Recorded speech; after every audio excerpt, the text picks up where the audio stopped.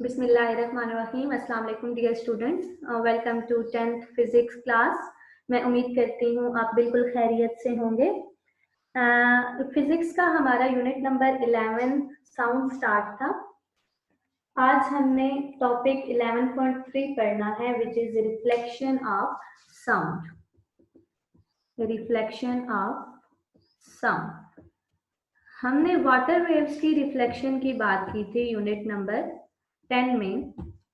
Ripple tank को हमने in detail study किया था। वहां पे हमने वाटर वेव्स की रिफ्लेक्शन करवाई थी, डिफ्रैक्शन, रिफ्रैक्शन, मतलब हमने मल्टीपल फिनोमेना जो है ना स्टडी किए थे। ठीक है, इसी तरह से हमने लाइट वेव्स की रिफ्लेक्शन देखी हुई है। लेट्स सपोज हमारे पास यहाँ पे एक लाइट सोर्स है, सन, ठीक है, और यहाँ पे हमारे पास कोई एक सेकेंड मीडियम पड़ा हुआ है विच इज मिरर। ठीक है, अब हम ये देखते हैं कि लाइट की रिफ्लेक्शन किस तरह से होती है।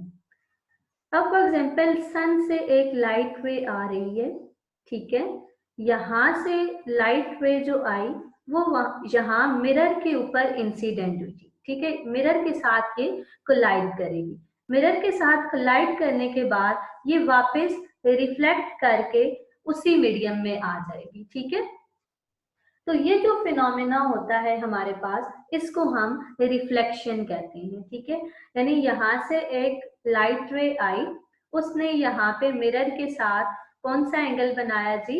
Angle of incidence. ठीक है, एंगल ऑफ इंसिडेंस। यहाँ से रिफ्लेक्ट करने के बाद उसका यहाँ पे जो मिरर के साथ एंगल बना, this is called angle of reflection. ठीक है, अब अगर हमारे पास एंगल ऑफ इंसिडेंस और एंगल ऑफ रिफ्लेक्शन दोनों इक्वल होंगे तो हमारे पास यहाँ पे जो इमेज प्रोड्यूस होगा रिफ्लेक्टेड रे का, वो बिल्कुल क्लियर होगा। किस कंडीशन में क्लियर होगा? जब एंगल ऑफ इंसिडेंस इक्वल होगा एंगल ऑफ रिफ्लेक्शन का के, तो हमारे पास जो रिफ्लेक्टेड रे का इमेज यहाँ पे बनेगा वो बिल्कुल क्लियर होगा। ठीक है, लेकिन अगर हमारे पास एंगल ऑफ इंसिडेंस और एंगल ऑफ रिफ्लेक्शन में थोड़ा बहुत डिफरेंस आ जाता है तो यहाँ पे हमारे पास इतना क्लियर इमेज हमें नजर नहीं आएगा। ठीक है, तो इसी तरह से हमने यूनिट नंबर 10 में वाटर वेव्स की रिफ्लेक्शन की बात की थी कि ये वाटर वेव्स थी। ठीक है, यहाँ पे हमने कोई भी एक जो है ना हर्डल रख दी थी जिसको हमने सेकंड मीडियम कहा था। तो यहाँ से क्या होता था कि लाइट रेज जो है वो आती थी और इधर से रिफ्लेक्ट हो जाती थी। ठीक है, यानी इसके साथ जब सेकंड मीडियम के साथ कोलाइड करती थी ना, तो वो वाटर वेव्स क्या होता था, रिफ्लेक्ट कर जाती थी। तो इसी तरह से हमने ये देखना है कि क्या साउंड वेव्स भी वाटर और लाइट वेव्स की तरह रिफ्लेक्ट हो सकती हैं या नहीं हो सकती। ठीक है, तो हम इसकी एक एग्जांपल लेते हैं कि फॉर एग्जांपल आपके घर में एक खाली रूम है। ठीक है, आप वहां पे जाएंगे, वहां पे कुछ बोलेंगे या फिर आप ऐसा करते हैं कि क्लैप कर देते हैं। ठीक है, तो आप ये देखेंगे कि जब आप क्लैप करेंगे उसके कुछ टाइम के बाद आपकी जो क्लैप है ना उसकी आवाज थोड़ी देर के बाद आपको अगेन सुनाई देगी। ठीक है, तो इस फिनोमेना को हम क्या कहते हैं? रिफ्लेक्शन कहते हैं। ठीक है, रिफ्लेक्शन को हम एक और नाम भी देते हैं,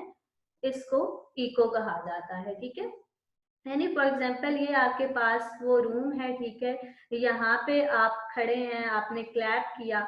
ठीक है, क्लैप करने के बाद जो आपके मतलब क्लैप की साउंड थी वो यहाँ से एयर है ना, यहाँ दरमियान में आपके मतलब मैंने ये कहा कि रूम खाली होगा, इट मीन्स कि वहां कोई चीज नहीं होगी लेकिन वहां पे एयर जरूर मौजूद होगी। ठीक है, तो आपके ये जो यहाँ से जो साउंड प्रोड्यूस होगा वो एयर मीडियम से होकर यहाँ पे इस ये जो वाल है ना ये दूसरा मीडियम है। ठीक है, वाल से कोलाइड करेगा तो वापस एयर में आ जाएगा। ठीक है, और यहाँ से अगर फॉर एग्जाम्पल ये यहाँ पे कोलाइड करता है तो वापस आपके ईयर तक आएगा। ठीक है, यानी जब आप क्लैप करेंगे तो आफ्टर सम टाइम जब ये जो वेव्स हैं साउंड वेव्स ये रिफ्लेक्शन होगी इनकी, तो आपके कान में अगेन से आवाज आएगी। तो इस फिनोमिना को आप रिफ्लेक्शन या इको ऑफ साउंड कहते हो। ठीक है, आप अगर अपनी बुक के पेज नंबर 26 पे देखें तो यहाँ पे रिफ्लेक्शन की डेफिनेशन मौजूद है।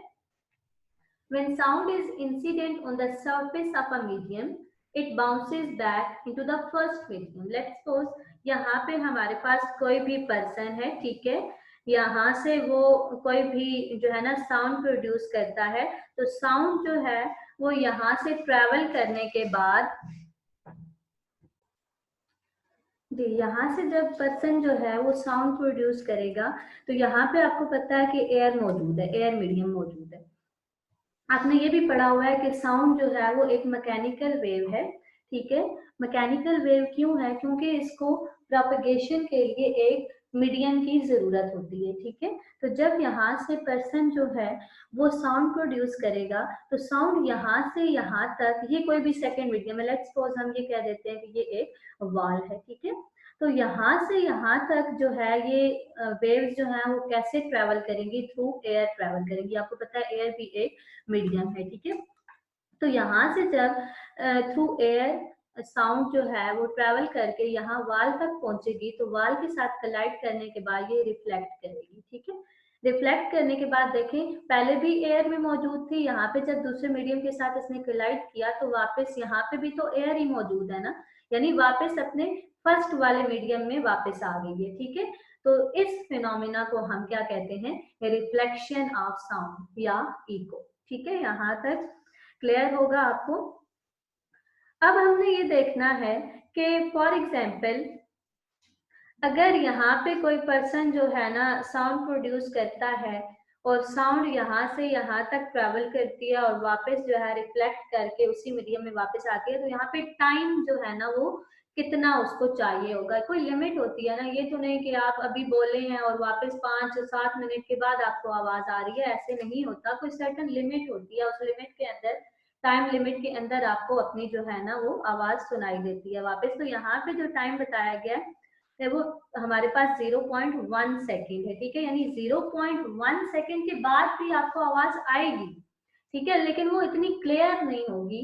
ठीक है, जो आवाज 0.1 सेकेंड के एग्जैक्ट बाद आपको सुनाई देगी वो आपके पास एक क्लियर वॉइस होगी। ठीक है, और ये भी है कि आपको मल्टीपल वॉइस सुनाई दें, यानी हो सकता है कि फॉर एग्जांपल हम तो इस मीडियम की बात कर रहे हैं ना, हम सेकंड मीडियम इसको ले रहे हैं, लेकिन हो सकता है कि रास्ते में कोई और छोटे छोटे मीडियम्स हो और यहाँ से भी जो है ना वॉइस रिफ्लेक्ट करके आ रही हो, यहाँ से भी रिफ्लेक्ट करके, मतलब मल्टीपल उसकी रिफ्लेक्शन हो रही हो, तो हमें मल्टीपल आवाजें भी सुनाई दे सकती हैं। ठीक है, तो यहाँ पे हम बात कर रहे थे टाइम 0.1 सेकेंड का, तो 0.1 सेकेंड के एग्जैक्ट बाद जो हमें वॉइस सुनाई देगी वो बिल्कुल क्लियर वॉइस होगी। ठीक है, उसके बाद जो आवाजें सुनाई देंगी वो मतलब इतनी क्लियर नहीं होगी। ठीक है, टाइम आपके पास 0.1 सेकेंड होगा और जो साउंड की जो वेलोसिटी होगी या जो स्पीड होगी वो आपके पास होगी जी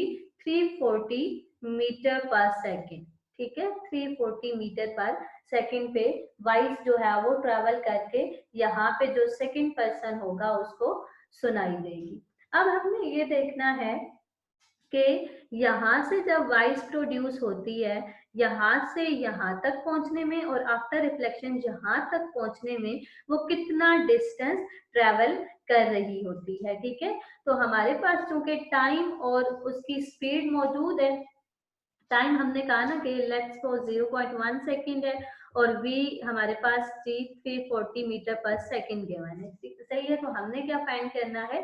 डिस्टेंस फाइंड करना है जो कि साउंड वेव ट्रेवल करेगी, कहाँ से ट्रेवल करेगी? जहां पे वो प्रोड्यूस होगी। ठीक है, वहां से लेकर सेकेंड मीडियम तक जहां से वो रिफ्लेक्ट करेगी और फिर रिफ्लेक्ट होने के बाद जहां तक वो पहुंचेगी उस दरम्यान में कितना डिस्टेंस ट्रेवल होगा। तो आपको पता है आपके पास फार्मूला होता है S is equal to v t. यहाँ पे S आपके पास डिस्टेंस को डिनोट करता है, V आपके पास स्पीड होती है और T जो है आपके पास टाइम होता है। ठीक है, यहाँ पे आप वैल्यूज पुट करें, V आपके पास 340 मीटर पर सेकेंड है, T आपके पास 0.1 सेकेंड है। आप इसकी कैलकुलेशन करें तो आपके पास जो आंसर आएगा वो 34.0 मीटर होगा पर सेकेंड। सेकेंड के साथ कैंसिल हो जाएगा, आपके पास डिस्टेंस जो है वो 340 मीटर आ जाएगा। इट मीन्स कि जब आप यहाँ से वाइस प्रोड्यूस करेंगे, ठीक है, वाइस प्रोड्यूस करने में जब वाइस ट्रेवल करके यहाँ सेकंड मीडियम तक आएगी और मीडियम से रिफ्लेक्ट करने के बाद वापस यहाँ तक आएगी, तो इस दौरान वो 34 मीटर का डिस्टेंस जो है वो ट्रेवल करेगी। ज्यादा डिस्टेंस भी हो सकता है, लेकिन इस वक्त में जो है स्पेसिफिक केस की बात कर रही हूँ जब टाइम आपके पास 0.1 सेकेंड हो, ठीक है। जब आपने उसको ट्रेवल करने के लिए 0.1 सेकेंड का टाइम दिया, तो वो कितना डिस्टेंस ट्रेवल करेगी? 34.0 मीटर ट्रेवल करेगी। अगर यहाँ पे आप टाइम को चेंज कर देते हैं, ठीक है, तो वो डिस्टेंस भी उसी अकॉर्डिंग जो है वो चेंज होगा। अब हम ये देखते हैं कि यहाँ पे जो पर्सन खड़ा है, ठीक है, वो सेकंड मीडियम से कितने डिस्टेंस पे होना चाहिए, तब उसको क्लियर जो है वो आवाज सुनाई देगी। यानी अभी तो हमने जो डिस्टेंस फाइंड आउट किया है वो साउंड वेव का जो है ना टोटल डिस्टेंस है ना, जो उसने ट्रेवल किया यहाँ प्रोड्यूस होने के बाद से लेकर रिफ्लेक्शन होने से यहाँ तक पहुंचने तक उसका टोटल डिस्टेंस है, जो कि हमारे पास 34.0 मीटर आया है। अब मैं ये बात कर रही हूँ कि सेकंड पर्सन जिसने यहाँ पे रिफ्लेक्टेड साउंड की आवाज सुननी है, वो इस मीडियम से कितने फासले पे, कितने डिस्टेंस पे होना चाहिए, तब उसको क्लियर वॉइस सुनाई दे। तो यहाँ पे फिर हम क्या करते होते हैं कि ये जो हमारे पास टोटल डिस्टेंस आता है, इसको हम डिवाइड करवाते हैं 2 पे, और ये आ जाएगा हमारा 17.0 मीटर। तो इट मीन्स कि सेकेंड मीडियम से इस पर्सन को 17 मीटर के डिस्टेंस पे होना चाहिए, तब उसको क्लियर आवाज सुनाई देगी, ठीक है। तो यहाँ पे अब मैंने ये भी बताया कि जो है मल्टीपल रिफ्लेक्शंस भी हो सकती हैं, ठीक है। यानी जो है ना, फॉर एग्जांपल अगर आपके पास जो साउंड प्रोड्यूस हो रही है उसके सेकंड मीडियम तक पहुंचने तक दरमियान में और भी छोटे छोटे मीडियम्स आ गए हैं, तो वो उनके साथ भी रिफ्लेक्ट करेगी और आपको मल्टीपल जो है आवाज सुनाई देगी। यहाँ पे अगर आप पेज नंबर 26 पे आए, तो यहाँ पे एक एक्टिविटी मौजूद है, ठीक है। इस एक्टिविटी में उन्होंने क्या किया कि एक टेबल लिया, ठीक है, इस टेबल के ऊपर उन्होंने 2 पाइप्स रखे, ठीक है, 2 पाइप्स रखे और दोनों पाइप्स जो हैं वो सेम लेंथ के, सेम डायमीटर के हैं, सही है। यहाँ पे देखें एक साइड पे उन्होंने क्या किया, एक क्लॉक रख दी, ठीक है, यानी एक जो पाइप है ना उसके एक साइड पे उन्होंने क्लॉक रख दी। अब क्लॉक का क्या काम होगा कि मतलब जब भी जो है ना कोई अलार्म बजेगा या यहाँ से, यानी क्लॉक का मेन पर्पस क्या है कि वॉइस यानी साउंड प्रोड्यूस करना, ठीक है। और सेकंड पार्ट की साइड पे देखें तो यहाँ पे जो है ना कोई भी एक पर्सन खड़ा है, ठीक है, और उसने यहाँ से सेकंड पाइप से इसकी आवाज सुननी है। यहाँ अब क्या होगा कि क्लॉक जो है बजेगी, कोई अलार्म बजेगा, ठीक है, तो यहाँ से उसकी आवाज जाएगी। और ऊपर देखें यहाँ पे कोई भी जो है ना वॉल है, सही है। जब यहाँ से क्लॉक की आवाज ऊपर जाएगी तो ये यहाँ पे वॉल के साथ क्लाइड करेगी, क्लाइड करने के बाद रिफ्लेक्ट करेगी ना, जाहिर सी बात है, जब वॉल के साथ क्लाइड करेगी तो वो रिफ्लेक्ट करेगी, रिफ्लेक्ट बैक होके ये सेकंड वाले पाइप से यहाँ पे जो पर्सन खड़ा है उसके कान तक पहुंचेगी, ठीक है। समझ आई यहाँ पे। अब अगर ये जो क्लॉक से वॉइस प्रोड्यूस हो रही थी, यहाँ से जो साउंड वेव्स जा रही थी वाल की तरफ, तो वो एंगल ऑफ इंसिडेंस बना रही थी, और यहाँ से जब रिफ्लेक्टेड रे आएगी तो वो वाल के साथ एंगल ऑफ रिफ्लेक्शन बनाएगी। आपको मैंने बताया था कि जब एंगल ऑफ इंसिडेंस और एंगल ऑफ रिफ्लेक्शन दोनों बराबर होते हैं तो हमारे पास एक क्लियर साउंड प्रोड्यूस होती है, ठीक है। अब अगर आप देखो कि यहाँ पे ये वाला जो पाइप है ना, ठीक है, इसको अपनी पोजीशन से हटा दो, यानी पहले ये इस पोजीशन में पड़ा हुआ था ना, अब थोड़ा सा ऊपर ले जाओ, ये थोड़ा सा नीचे ले जाओ, ठीक है। तो क्या होगा, इस वजह से एंगल ऑफ इंसिडेंस और एंगल ऑफ रिफ्लेक्शन में डिफरेंस आ जाएगा ना, ठीक है। अगर ऊपर लेके जाओगे तो एंगल ऑफ इंसिडेंस बड़ा हो जाएगा, सही है, यानी मतलब उन दोनों के दरमियान में डिफरेंस आ जाएगा, वो बराबर नहीं रहेंगे। तो इससे क्या होगा, यहाँ पे आवाज तो आएगी लेकिन वो इतनी क्लियर आवाज नहीं होगी जितनी पहले आ रही थी, जब एंगल ऑफ इंसिडेंस और एंगल ऑफ रिफ्लेक्शन दोनों बराबर थे, ठीक है। यानी जैसे जैसे हमारा एंगल ऑफ इंसिडेंस और एंगल ऑफ रिफ्लेक्शन में डिफरेंस आता जाएगा, वैसे वैसे जो हमारी साउंड है वो इतनी क्लियर नहीं रहेगी। यहाँ तक हमारा टॉपिक है 11.4। 11.4 में है जी आपके पास स्पीड ऑफ साउंड, यानी साउंड की स्पीड क्या होती है। अब आपके पास डिफरेंट जो है वो मीडियम्स होते हैं, ठीक है। डिफरेंट मीडियम से यानी कोई मीडियम्स आपके पास सॉलिड होते हैं, कोई लिक्विड होते हैं, और कुछ मीडियम्स जो है वो गैसेस होते हैं, जैसे हम एयर मीडियम की बात करते हैं, ठीक है। तो अब हमने ये देखना है कि डिफरेंट मीडियम्स में स्पीड ऑफ साउंड पे क्या इफेक्ट पड़ता है, ठीक है। तो हम ये बात करते हैं कि जो आपके लिक्विड्स होते हैं ना, वो जो है वो 5 टाइम बेटर देन गैसेस होते हैं, ठीक है। Liquids are 5 times better than gases. वो किस तरह से?